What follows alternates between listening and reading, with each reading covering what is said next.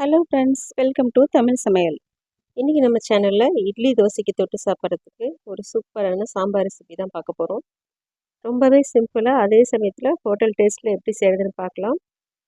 இந்த சாம்பார் பண்ணுறதுக்கு ஒரு குக்கரில் அரை கப் அளவு பாசிப்பருப்பு எடுத்துகிட்டு கலர் சேஞ்ச் ஆகாமல் கொஞ்சமாக வாசனை வர்ற வரைக்கும் நம்ம வறுத்துக்கலாம். இது ஒரு 2 நிமிஷம் போல் வறுத்தா போதும், நல்லா வறுபட்டு வந்துடும். இப்போ ஸ்டவ் ஆஃப் பண்ணிவிட்டு அதே கப்லேயே நம்ம துவரம்பருப்பு எடுத்துக்கலாம். துவரம்பருப்பு ஒரு 2 ஸ்பூன் கம்மியாக இருக்கிற மாதிரி எடுத்துக்கோங்க. பாசிப்பருப்பு கொஞ்சம் அதிகமாகவும் துவரம்பருப்பு கம்மியாகவும் இருக்கிற மாதிரி நம்ம எடுத்துக்கலாம். இதை 2 தடவை நல்லா கழுவி எடுத்துக்கலாம். இப்போ இது கூட 7-8 சின்ன வெங்காயம், 6 பல் பூண்டு, 2 பச்சை மிளகாய், 1 தக்காளி சேர்த்துக்கலாம். கூடவே 1/4 டீஸ்பூன் மஞ்சள் தூள், 1 டேபிள் ஸ்பூன் சாம்பார் பொடி சேர்த்துக்கலாம். 1/2 டீஸ்பூன் சீரகம், 1 டேபிள் ஸ்பூன் எண்ணெய் சேர்த்துக்கலாம். எண்ணெய் சேர்த்து வேக வைக்கும்போது பருப்பு சீக்கிரமாக நல்லா வெந்து வரும். இப்போ பருப்பு மூழ்கிற அளவுக்கு தண்ணி சேர்த்துக்கலாம்.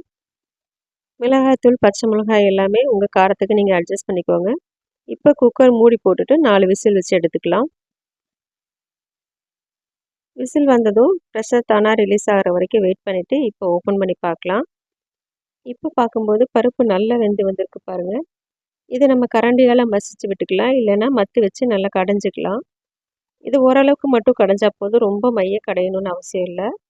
இப்போ நான் மத்து வச்சு கடைஞ்சிக்கிறேன் பாருங்கள். இப்போ பாருங்கள், நான் கடைஞ்சி எடுத்துட்டேன். இந்த அளவுக்கு இருந்தால் போதும். இப்போ இதை தாளிக்கிறதுக்கு ஸ்டவ்வில் ஒரு கடாயை வச்சுட்டு 2 டேபிள் ஸ்பூன் எண்ணெய் சேர்த்துக்கலாம். எண்ணெய் சூடானதும் அதில் 1/2 டீஸ்பூன் கடுகு சேர்த்துட்டு நல்லா பொரிய விட்டுக்கலாம். கடுகு நல்லா பொரிஞ்சதும் இதில் ஒரு பெரிய வெங்காயம் இந்த மாதிரி நீள்வாக்கில் கட் பண்ணி சேர்த்துக்கலாம். கூடவே ஒரு காஞ்ச மிளகாயும் கொஞ்சமாக கருவேப்பிலையும் சேர்த்துக்கலாம். நம்ம ஏற்கனவே மிளகாய்த்தூள், பச்சை மிளகாய் எல்லாம் சேர்த்துருக்கோம். இந்த காஞ்ச மிளகாய் வந்து சும்மா வாசனைக்காக மட்டும்தான். 1/2 டீஸ்பூன் பெருங்காயம் சேர்த்துட்டு நல்லா மிக்ஸ் பண்ணிக்கலாம். எண்ணெயிலே பெருங்காயம் சேர்த்து வதக்கும் போது சாம்பார் ரொம்ப ரொம்ப வாசனையாக இருக்கும்.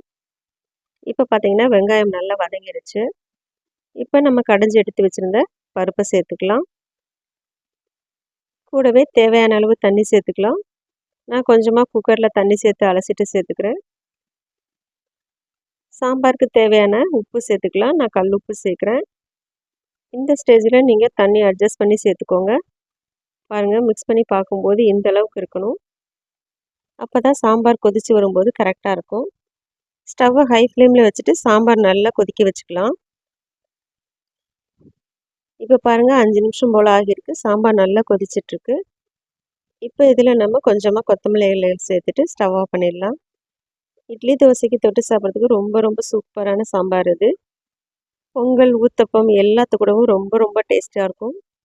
செய்கிறது ரொம்ப ரொம்ப ஈஸியாக தான் இருக்கும். நீங்களும் இந்த சாம்பார் ரெசிபியை வீட்டில் செஞ்சு பாருங்கள். டேஸ்ட் எப்படி இருந்துன்னு மறக்காமல் கமெண்ட்டில் சொல்லுங்கள். இந்த வீடியோ உங்களுக்கு பிடிச்சிருந்துன்னா லைக் பண்ணிவிட்டு தமிழ் சமையலுக்கு சப்ஸ்கிரைப் பண்ணிக்கோங்க. தேங்க்ஸ் ஃபார் வாட்சிங்.